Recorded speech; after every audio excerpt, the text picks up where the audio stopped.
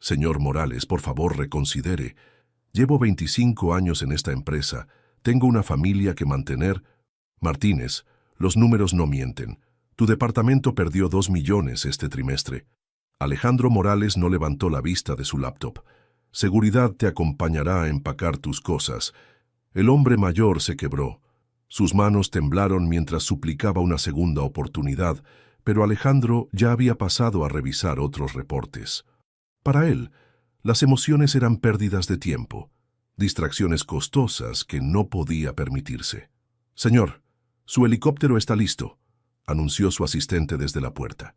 Alejandro cerró la laptop y se dirigió al elevador privado que lo llevaría al helipuerto en la azotea. El día había sido productivo. 3 despidos masivos, la adquisición de una empresa rival y la cancelación de 3 contratos innecesarios. Los números en su cuenta bancaria seguían subiendo. En la azotea, el piloto Carlos lo esperaba con expresión preocupada. «Don Alejandro, necesitamos revisar el motor izquierdo. Hay algo que no me gusta en el sonido». «¿Algo que no te gusta?». Alejandro se burló. «Carlos, llevamos volando juntos 5 años. Nunca hemos tenido un accidente. Las estadísticas están de nuestro lado». «Pero señor, solo serían 30 minutos de revisión. 30 minutos que me costarán $500,000 en la junta de esta tarde».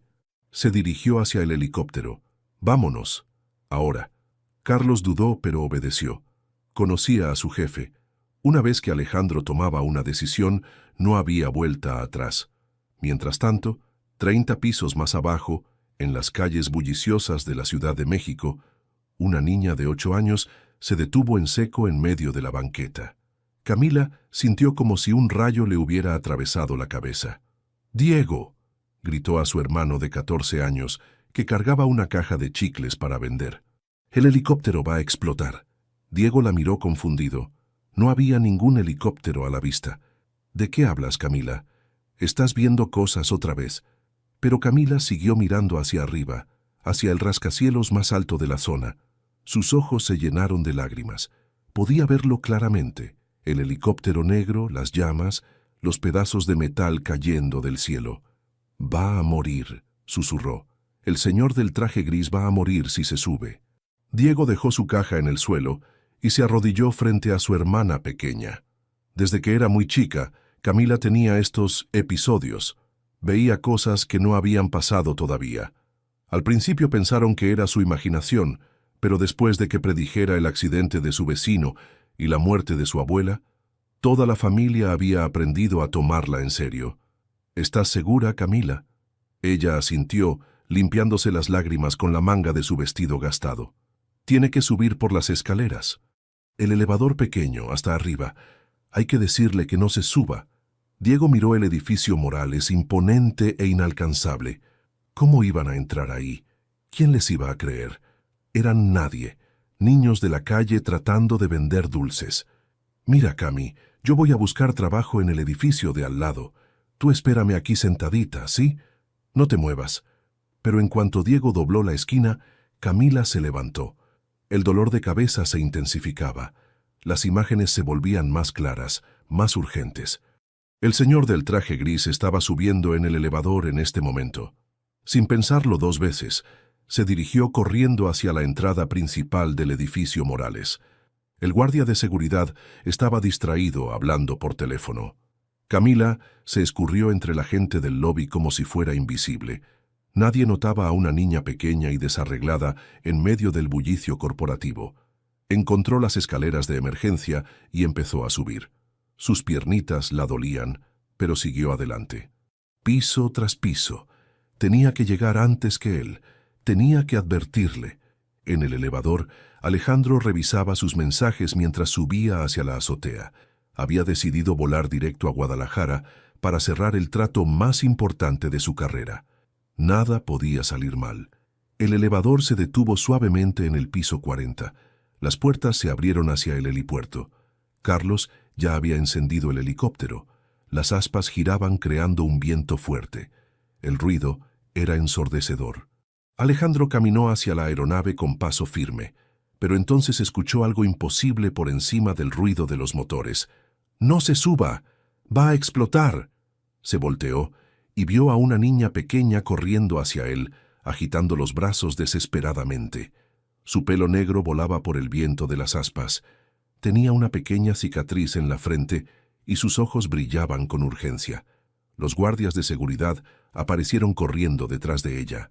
«Señor Morales, lo sentimos. No sabemos cómo llegó hasta aquí». Alejandro levantó la mano para detenerlos. Algo en los ojos de esa niña lo había paralizado. «El tornillo del motor izquierdo está flojo», gritó Camila por encima del rugido de las aspas. «Se va a caer en 3 minutos». Los guardias se miraron entre ellos, confundidos. Alejandro sintió algo extraño en el pecho, como si una mano invisible le apretara el corazón. «Niña, ¿cómo rayos llegaste hasta aquí?», preguntó uno de los guardias tratando de agarrarla del brazo. Camila se zafó y corrió directamente hacia Alejandro. «Señor del traje gris, usted tiene que escucharme.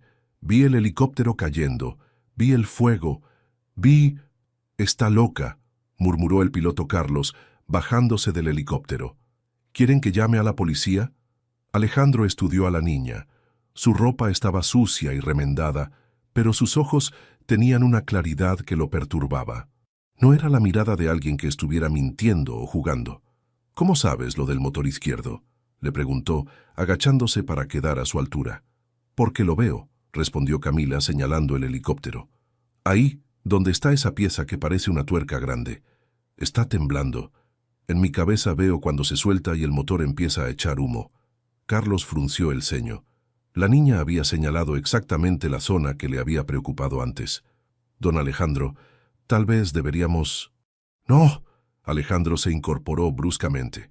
«No voy a cancelar una junta de 50 millones de pesos por los delirios de una niña callejera». Se dirigió hacia el helicóptero, pero Camila se interpuso en su camino. «Mi mamá está muy enferma», le gritó. «Ella me enseñó que cuando veo estas cosas tengo que ayudar. Usted tiene una cicatriz en la mano derecha, forma de media luna. Se la hizo cuando era niño, cayéndose de una bicicleta roja». Alejandro se detuvo en seco. Miró su mano derecha. Efectivamente tenía una cicatriz en forma de media luna, casi invisible después de tantos años. Nadie sabía esa historia, ni siquiera su familia cercana recordaba ese detalle. «¿Cómo? Porque lo veo todo conectado», continuó Camila, con lágrimas corriendo por sus mejillas. «Veo que usted era feliz cuando era chiquito. Veo que su papá le enseñaba a andar en bicicleta en un parque grande. Veo que ahora está muy solo y por eso es tan malo con la gente». Los guardias intercambiaron miradas nerviosas. El piloto Carlos se acercó lentamente. «Jefe, ¿está usted bien?». Alejandro no respondió. Estaba recordando ese día. Tenía 7 años. Su padre lo había llevado al parque Chapultepec. La bicicleta roja era su orgullo. Se cayó tratando de impresionar a su papá y se cortó la mano con el manubrio roto. «También veo que su papá murió cuando usted tenía 12 años», susurró Camila. «Y por eso decidió que nunca más iba a necesitar a nadie». «Cállate», rugió Alejandro. «No sabes nada de mí». Pero su voz se quebró al final. Los guardias nunca lo habían visto así. Siempre era frío, controlado, predecible. Camila se secó las lágrimas y lo miró con una tristeza profunda. «Señor, yo no quiero que usted se muera. Usted no es malo de verdad, solo está muy lastimado por dentro». «Carlos», dijo Alejandro con voz ronca, «revisa el motor izquierdo». «Señor, que revises el maldito motor». Carlos corrió hacia el helicóptero y abrió el panel de inspección. Con una linterna pequeña, examinó la zona que había señalado la niña. Su cara se puso pálida. «Don Alejandro», gritó desde el helicóptero, «el tornillo principal está completamente suelto. Una vuelta más y se habría caído. El motor habría explotado en pleno vuelo». Un silencio mortal cayó sobre la azotea. Solo se escuchaba el viento y el ruido distante del tráfico 30 pisos abajo. Alejandro miró a Camila como si fuera un fantasma. «¿Quién eres?». «Me llamo Camila Herrera. Vivo con mi hermano Diego y mi mamá Elena en el Teatro Viejo de la calle Bolívar. Mi mamá está muy enferma y no tenemos dinero para el doctor. ¿Dónde están ellos ahora?». «Diego anda buscando trabajo. Mi mamá está acostada porque no puede levantarse. Tiene mucha fiebre». Alejandro sintió algo que no había experimentado en años. Responsabilidad hacia otra persona. Esta niña le había salvado la vida y lo había hecho sin pedir nada a cambio. «Guardias», ordenó, «encuentren al hermano de la niña. Busquen en todos los edificios de la zona». «¿Y la niña, señor?». Alejandro miró a Camila, que lo observaba con esos ojos enormes y sabios. «La niña se viene conmigo». «¿De verdad me voy a ir con usted?», preguntó Camila, limpiándose la nariz con la manga de su vestido. «Sí, pero primero tengo que cancelar mi junta», respondió Alejandro sacando su teléfono. «¿Cómo sabías lo del helicóptero?». «No sé. A veces veo cosas antes de que pasen. Mi abuela decía que era un don, pero a mí me duele mucho la cabeza». Alejandro marcó el número de su socio en Guadalajara. «Roberto, tengo que cancelar. Surgió una emergencia». «No, no puedo explicarte ahora. Mañana cerramos el trato». Colgó y se dirigió hacia el elevador privado. Camila lo siguió, pero se detuvo al ver las puertas doradas. «¿Es seguro?», preguntó nerviosa. «¿También ves algo malo aquí?». «No, es que nunca me he subido a un elevador tan bonito». Por primera vez en años, Alejandro sonrió ligeramente. Era una sonrisa pequeña pero real.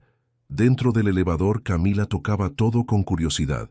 Los botones dorados, los espejos, la música suave. «¿Usted vive en las nubes?», preguntó cuando vio que presionó el botón del último piso. «Algo así».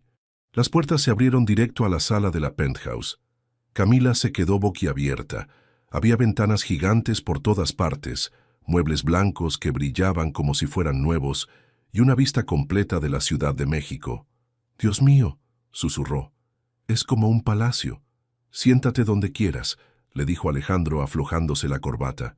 «¿Tienes hambre?». Camila asintió tímidamente. No había comido nada desde la mañana. Alejandro abrió el refrigerador y se dio cuenta de que no tenía idea de qué le gustaba comer a una niña de 8 años. Solo había comida gourmet, vinos caros y sobras de comida japonesa. «¿Te gusta el sushi?». «¿Qué es eso?». «Pescado crudo». Camila hizo una mueca de asco. «¿Tienes pan o tortillas?».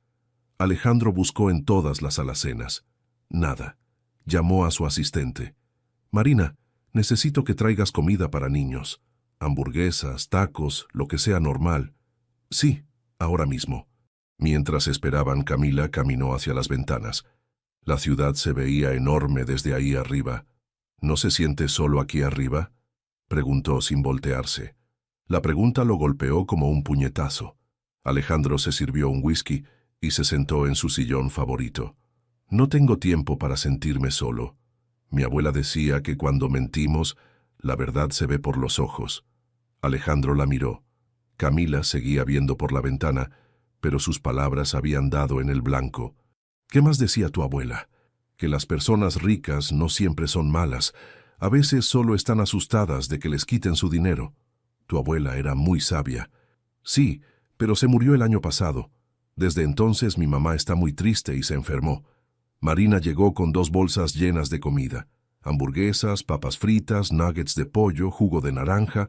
Camila comió como si no hubiera probado bocado en días. «¿Cuándo comiste por última vez?», le preguntó Alejandro. «Ayer en la mañana». Diego vendió chicles y compró pan. Alejandro sintió una punzada extraña en el pecho. Culpa. Hacía años que no la sentía. «Camila, ¿por qué me salvaste? Ni siquiera me conoces». Ella dejó de masticar y lo miró seriamente. «Porque usted no es malo de verdad. Está lastimado, como mi mamá. Ella se puso mala cuando murió mi abuela, pero sigue siendo buena persona». «¿Cómo sabes que no soy malo?». «Porque me trajo a su casa. Una persona mala me habría ignorado o me habría entregado a la policía». El teléfono de Alejandro sonó. Era el jefe de seguridad.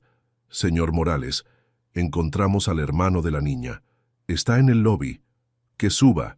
5 minutos después, Diego salió del elevador corriendo y abrazó a su hermana. «Camila, te busqué por toda la cuadra. ¿Estás bien?». «Sí, Diego. Le salvé la vida a este señor». Diego miró a Alejandro con desconfianza. «¿Qué quiere de nosotros?». «Tu hermana me salvó la vida», respondió Alejandro. «Ahora quiero ayudarlos». «¿Dónde está su mamá?». «Está muy enferma, no puede levantarse de la cama». «¿Qué tiene?». «No sabemos. No tenemos dinero para llevarla al doctor». Alejandro tomó una decisión que cambiaría todo para siempre. Vamos por ella. Ahora mismo. El convoy de 3 camionetas negras se detuvo frente al Teatro Esperanza, un edificio abandonado con paredes descascaradas y ventanas rotas. Alejandro bajó de la primera camioneta, seguido por Camila y Diego. ¿Aquí viven?, preguntó observando los grafitis y la basura acumulada en la entrada. En la parte de atrás, respondió Diego, señalando un callejón estrecho. Hay unos cuartitos donde antes se cambiaban los actores. Alejandro hizo una seña a sus guardaespaldas para que se quedaran afuera. No quería asustar más a la familia. Caminaron por el callejón hasta llegar a una puerta de madera carcomida. Diego sacó una llave oxidada y la abrió. «Mamá, ya llegamos», gritó, «y trajimos ayuda». El lugar era aún peor de lo que Alejandro había imaginado. Un cuarto pequeño con techo de lámina, paredes húmedas y apenas una bombilla colgando. En una esquina había un colchón viejo donde yacía una mujer de unos 30 años, pálida como un fantasma. «¿Diego?», murmuró Elena con voz débil. «¿Dónde estaba Camila?» «Mami, este señor nos va a ayudar», dijo Camila corriendo hacia la cama. «Le salvé la vida y ahora él nos va a ayudar a que te pongas bien». Elena abrió los ojos con esfuerzo y vio a Alejandro parado en la entrada. Trató de incorporarse. «Señor, perdone que no me levante. No sé qué le habrán dicho mis hijos, pero nosotros no pedimos caridad». «No es caridad», respondió Alejandro, acercándose lentamente. «Su hija me salvó la vida. Es lo menos que puedo hacer». Elena lo estudió con la mirada. A pesar de su enfermedad, tenía los mismos ojos inteligentes de Camila. «¿Qué pasó exactamente?». Diego le contó toda la historia mientras Alejandro observaba el lugar. No había agua corriente, ni refrigerador, ni calefacción, solo unas cuantas pertenencias amontonadas en cajas de cartón y ropa colgada en clavos oxidados. «Señora Elena, necesita atención médica inmediata», dijo Alejandro cuando Diego terminó de hablar. «No tengo dinero para doctores», respondió Elena, cerrando los ojos por el cansancio. «Eso ya no es problema suyo». Alejandro llamó a su médico privado. «Doctor Ramírez, necesito que venga inmediatamente». «No, no es para mí. Tengo una paciente que necesita atención urgente. El Teatro Esperanza, calle Bolívar 245, en la parte trasera». Elena trató de protestar, pero ya no tenía fuerzas. Camila le tomó la mano. «Mami, el señor Alejandro es bueno. Yo lo vi en mi cabeza». «¿Tuviste otra visión?», preguntó Elena preocupada. «Sí, pero esta vez fue bonita. Vi que íbamos a estar bien». 20 minutos después llegó el doctor Ramírez con una ambulancia privada. Después de examinar a Elena, su diagnóstico fue claro: neumonía severa, desnutrición y deshidratación extrema. «Necesita hospitalización inmediata», le dijo a Alejandro en privado. «Si no recibe tratamiento, no le quedan más de 2 días. Haga lo que sea necesario». Mientras los paramédicos preparaban a Elena para el traslado, ella agarró la mano de Alejandro. «¿Por qué hace esto por nosotros?». Alejandro la miró a los ojos.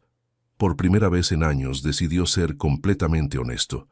«Porque su hija me recordó lo que es ser humano. En el hospital privado más exclusivo de la ciudad, Elena fue internada en la suite presidencial. Camila y Diego no podían creer lo que veían: una cama que se movía con botones, televisión gigante, baño privado con tina y enfermeras que llegaban cada vez que necesitaban algo». «¿Esto cuesta mucho dinero?», preguntó Diego preocupado. «No se preocupen por eso», respondió Alejandro. «Solo concéntrense en que su mamá se ponga bien».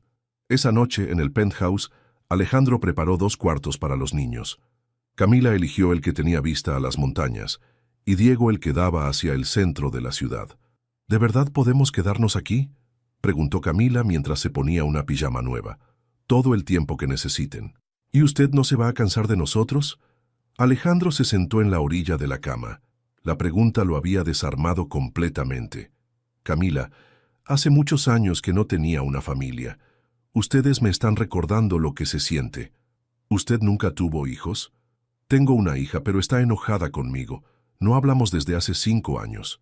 «¿Por qué está enojada?». «Porque cuando ella era chiquita, yo trabajaba todo el tiempo. Nunca tenía tiempo para ella». Camila lo miró con esos ojos sabios que tanto lo perturbaban. Pues ahora ya aprendió. Puede practicar con Diego y conmigo, y después hablar con su hija. Por segunda vez en el día, Alejandro sonrió de verdad. 3 días después, Elena ya estaba fuera de peligro. Los antibióticos habían funcionado y poco a poco recuperaba las fuerzas. Camila y Diego se habían adaptado sorprendentemente rápido a la vida en el penthouse. Alejandro estaba en su oficina revisando los reportes de la semana cuando su jefe de seguridad, Marcos, entró con cara seria. «Señor Morales, tenemos un problema». «¿Qué pasó?» Marcos puso una carpeta sobre el escritorio. Alejandro la abrió y encontró fotografías del helicóptero, pero tomadas desde ángulos que mostraban claramente que alguien había manipulado el motor. «El sabotaje fue intencional», dijo Marcos. «Alguien aflojó ese tornillo a propósito». Alejandro sintió que la sangre se le helaba. ¿Quién tiene acceso al hangar? Esa es la parte preocupante. Solo 3 personas. Usted, el piloto Carlos y el mecánico de mantenimiento.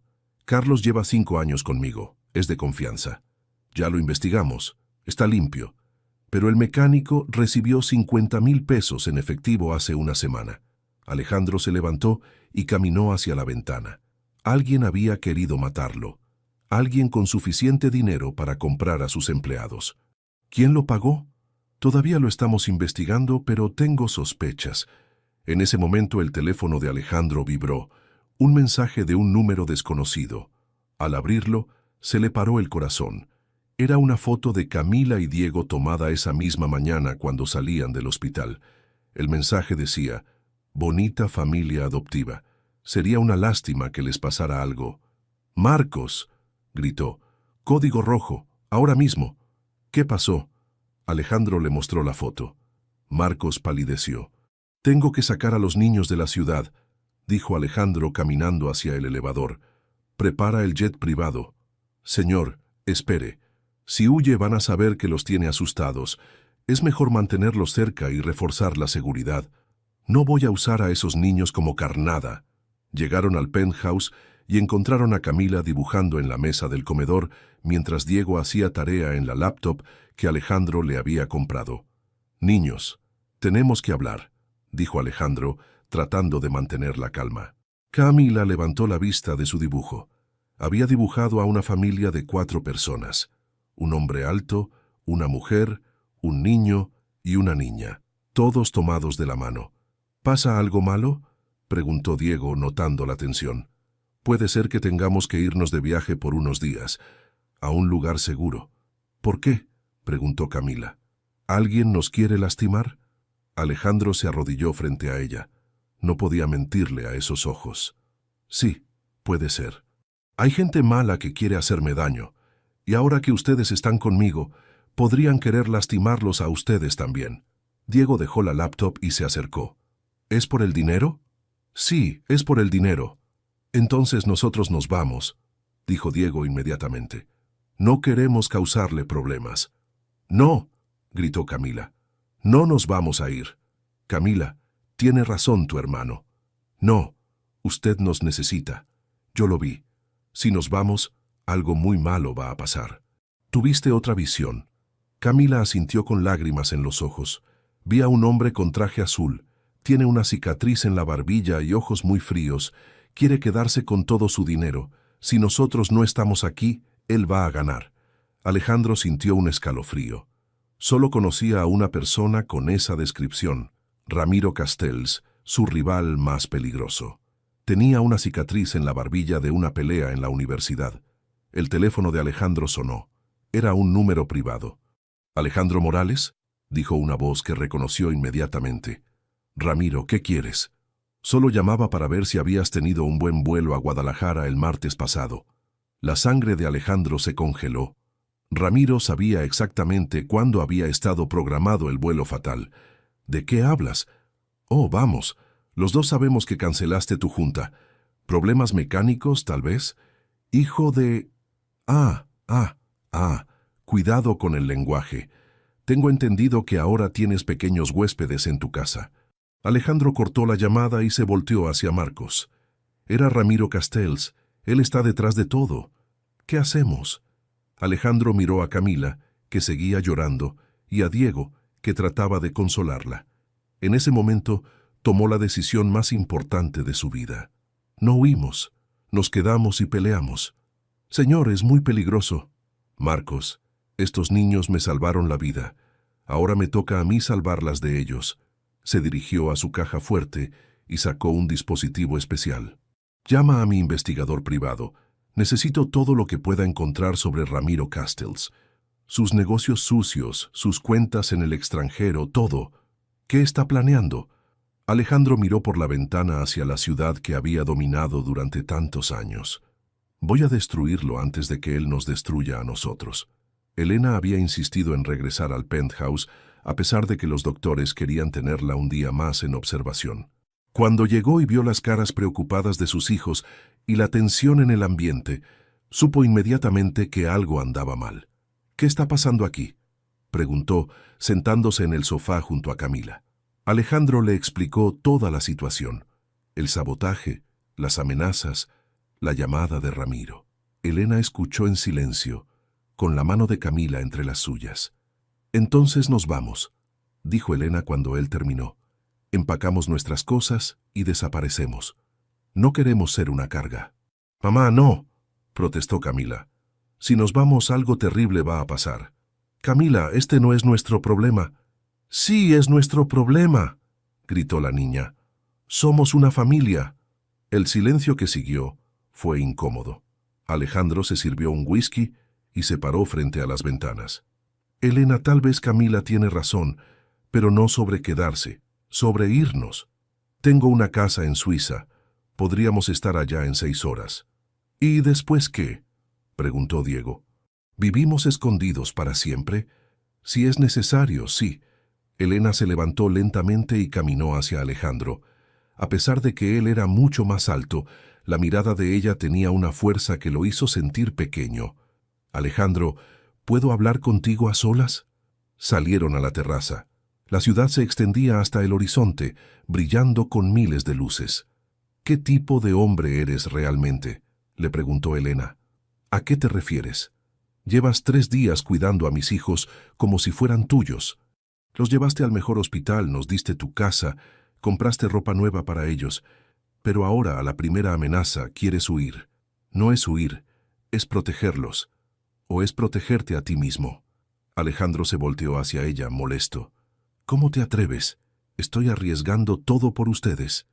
«No, Alejandro, estás haciendo lo mismo que has hecho toda tu vida. Cuando las cosas se ponen difíciles, corres. Igual que corriste cuando tu esposa necesitaba apoyo. Igual que corriste cuando tu hija quería pasar tiempo contigo». Las palabras de Elena lo golpearon como bofetadas. «No sabes de qué hablas». «¿No? Camila me contó lo que le dijiste sobre tu hija, que no hablan desde hace 5 años. ¿También la mandaste a un lugar seguro cuando las cosas se pusieron complicadas?». Alejandro apretó los puños. Elena había dado en el blanco. «Eso es diferente». «¿En serio? ¿O es que tienes miedo de pelear por las personas que quieres?».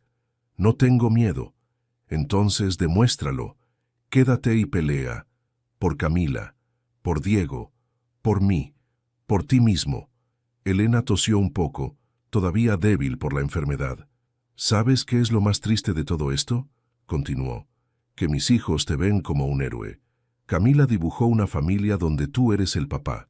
Diego te preguntó si podía llamarte tío Alejandro. Pero si huyes ahora, van a aprender que las personas que tienen poder solo lo usan para salvarse a sí mismas». Alejandro se quedó callado, mirando hacia el vacío. «¿Y si algo les pasa por mi culpa? ¿Y si Ramiro cumple sus amenazas? Entonces enfrentamos las consecuencias juntos. Así es como funcionan las familias verdaderas». Regresaron a la sala, donde encontraron a Camila y Diego sentados en el suelo, jugando cartas. «¿Ya decidieron?», preguntó Diego sin levantar la vista. «Sí», respondió Alejandro. «Nos quedamos». Camila brincó y corrió a abrazarlo.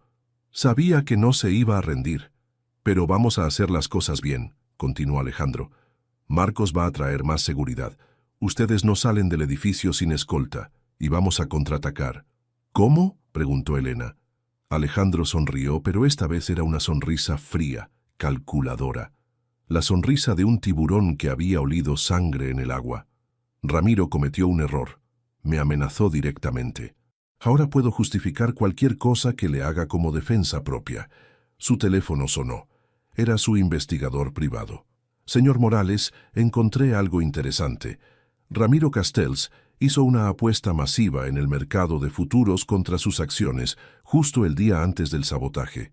Si usted hubiera muerto, él habría ganado $200 millones. Alejandro miró a Elena y sonrió. Perfecto. ¿Tienes las pruebas? Todas documentadas y verificadas. Entonces es hora de que el señor Castells aprenda que meterse con mi familia fue el peor error de su vida. A las 6 de la mañana del viernes, Alejandro ya estaba despierto en su oficina, rodeado de documentos, laptops y 3 teléfonos funcionando al mismo tiempo. Elena entró con una taza de café. ¿Dormiste algo? 3 horas. Es suficiente, respondió sin levantar la vista de los papeles. Mira esto. Le mostró una carpeta gruesa llena de fotografías, estados de cuenta y documentos legales. Ramiro no solo saboteó mi helicóptero.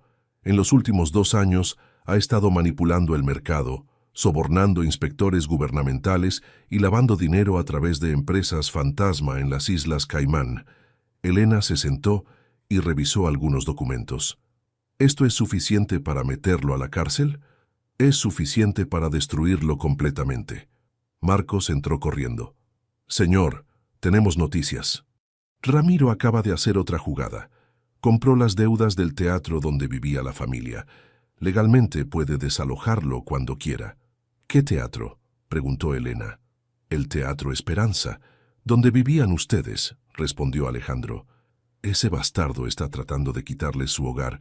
Camila apareció en la puerta en pijama, frotándose los ojos. ¿Por qué están gritando tan temprano? Nada, mi amor.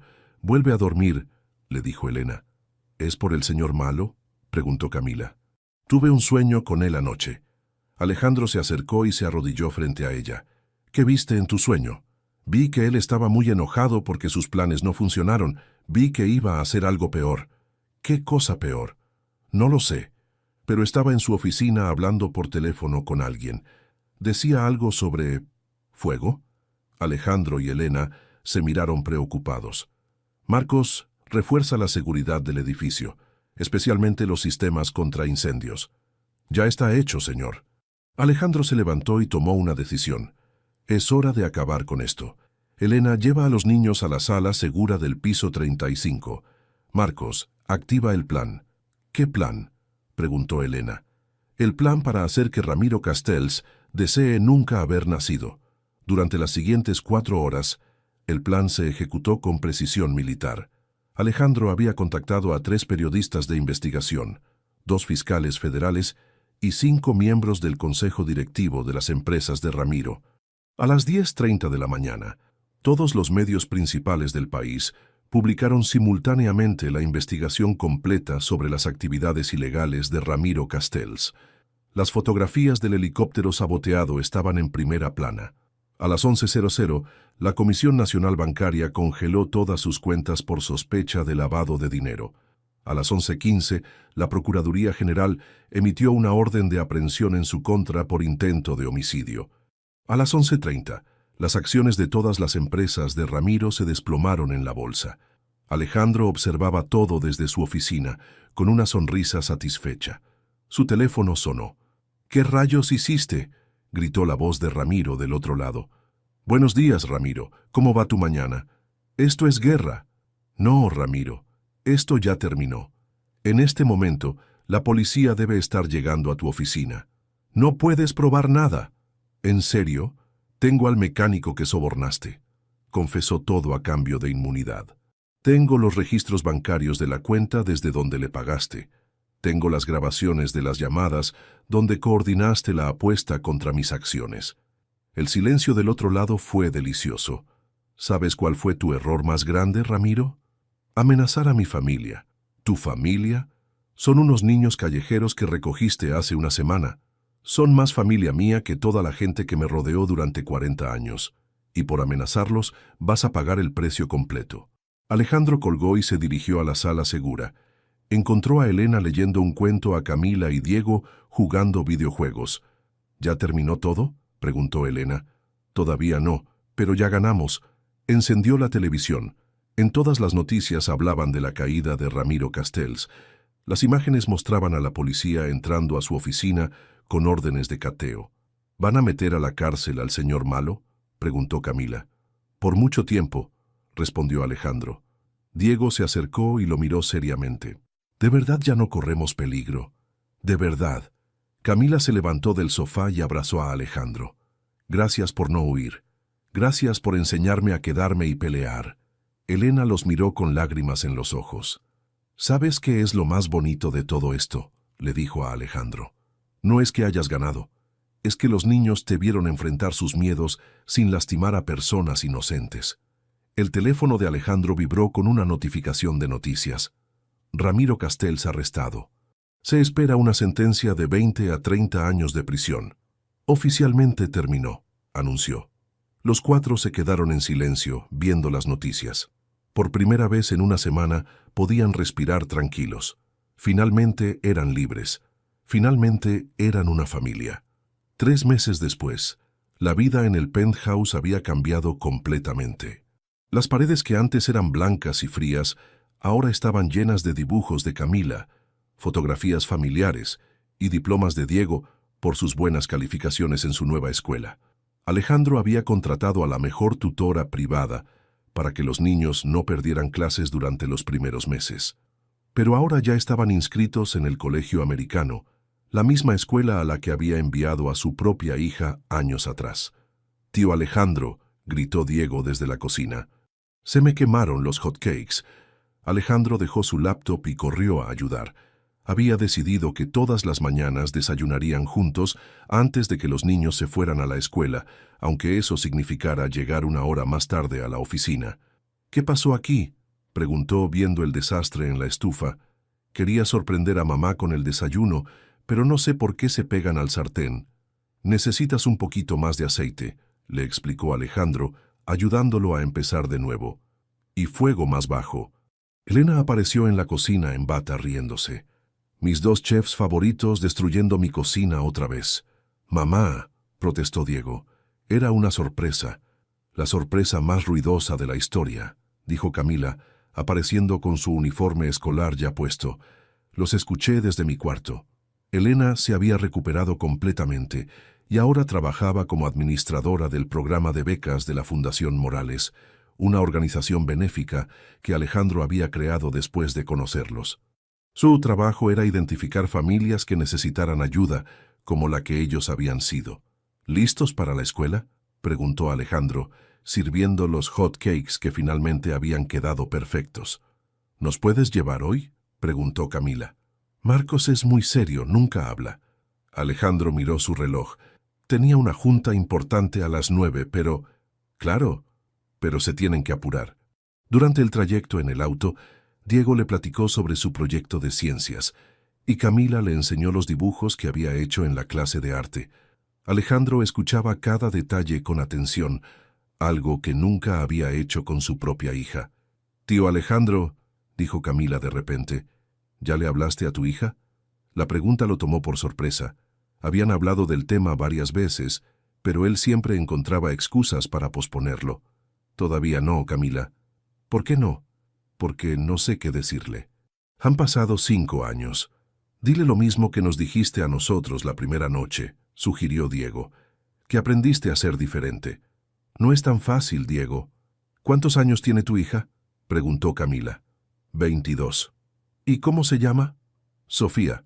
«Sofía es un nombre bonito. Apuesto a que ella también te extraña». Llegaron a la escuela y los niños se bajaron corriendo. Antes de entrar, Camila regresó al auto. «¿Sabes qué, tío Alejandro? Hoy voy a pedirle a Diosito que tú y Sofía se vuelvan a hablar». «¿De verdad?». «Sí, porque las familias deben estar completas». Alejandro se quedó pensando durante todo el camino a la oficina. Esa tarde, cuando llegó al penthouse, encontró a Elena preparando la cena. «¿Cómo te fue hoy?», le preguntó. «Bien». «Elena, ¿tú crees que debería llamar a Sofía?». Elena dejó de picar verduras y lo miró. «¿Tú qué crees?». «Creo que sí. Pero tengo miedo de que me cuelgue el teléfono». ¿Y qué es peor? ¿Que te cuelgue o seguir sin intentarlo? Esa noche, después de la cena y de ayudar a los niños con la tarea, Alejandro se encerró en su estudio. Marcó el número de Sofía 3 veces, pero colgó antes de que sonara. A la cuarta vez dejó que sonara. «Papá», respondió una voz que no escuchaba desde hacía años. «Hola, Sofía». Hubo un silencio largo. «¿Estás bien? ¿Pasó algo?» «Estoy bien. Mejor que bien, de hecho.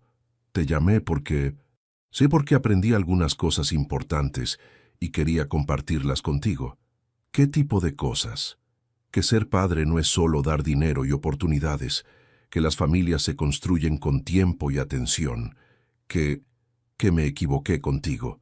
Sofía empezó a llorar del otro lado del teléfono. «Papá, yo también te extrañé. ¿Te gustaría venir a cenar el domingo?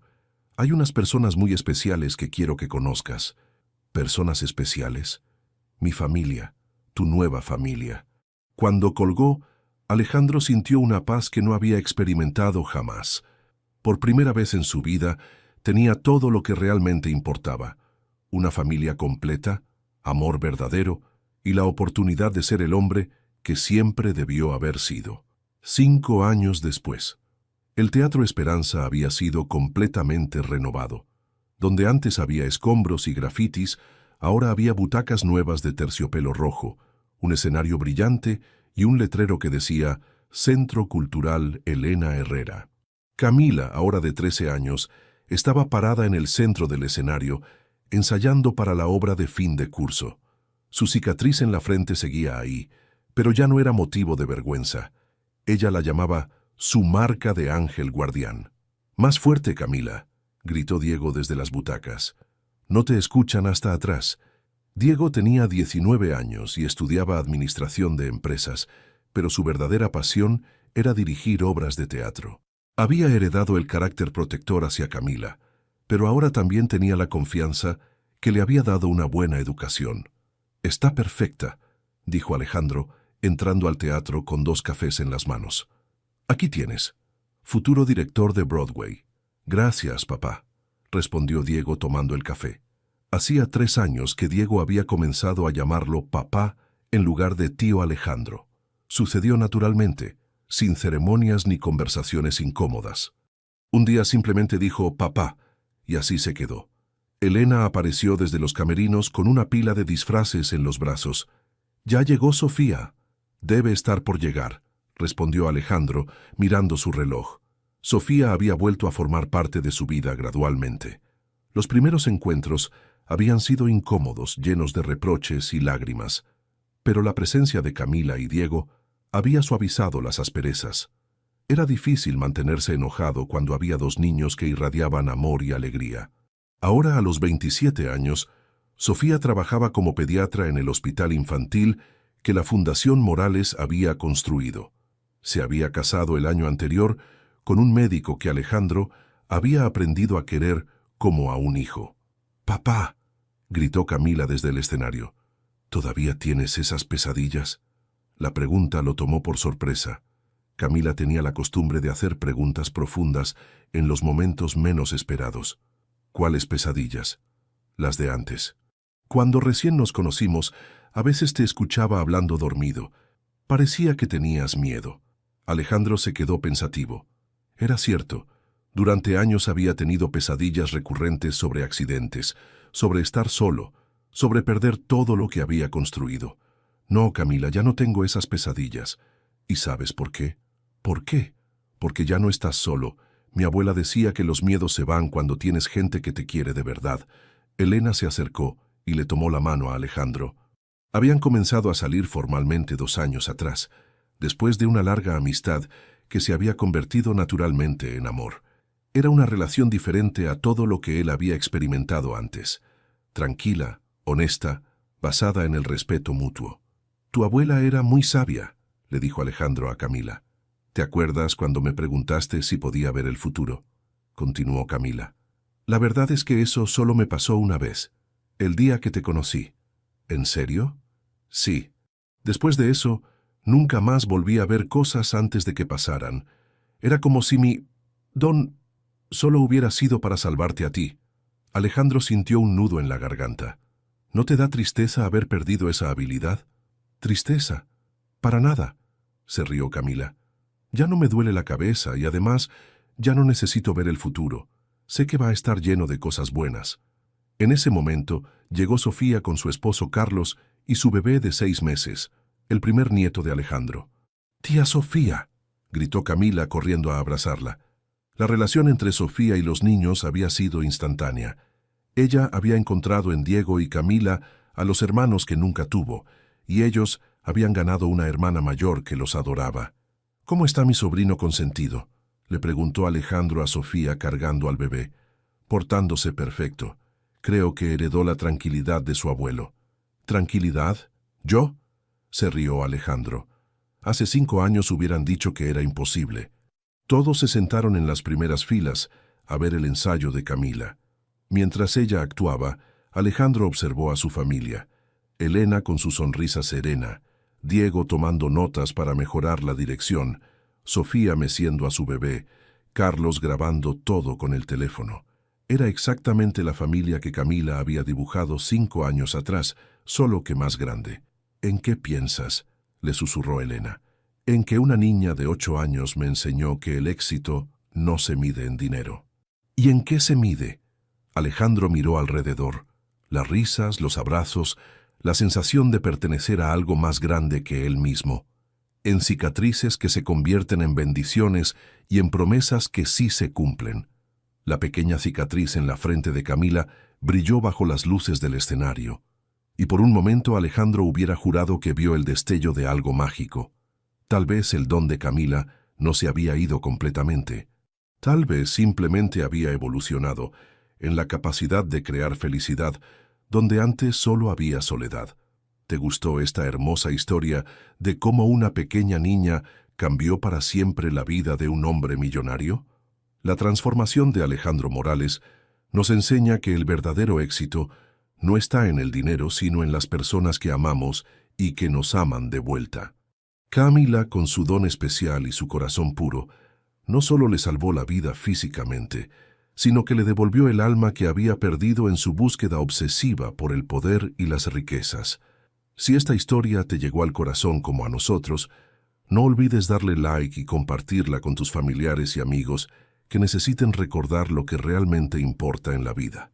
Suscríbete al canal para más historias que tocan el alma y nos recuerdan los valores más importantes: el amor, la familia y la segunda oportunidad de ser mejores personas. Y cuéntanos en los comentarios, ¿desde qué país nos estás viendo? Nos encanta saber que esta hermosa historia está llegando a corazones de todo el mundo.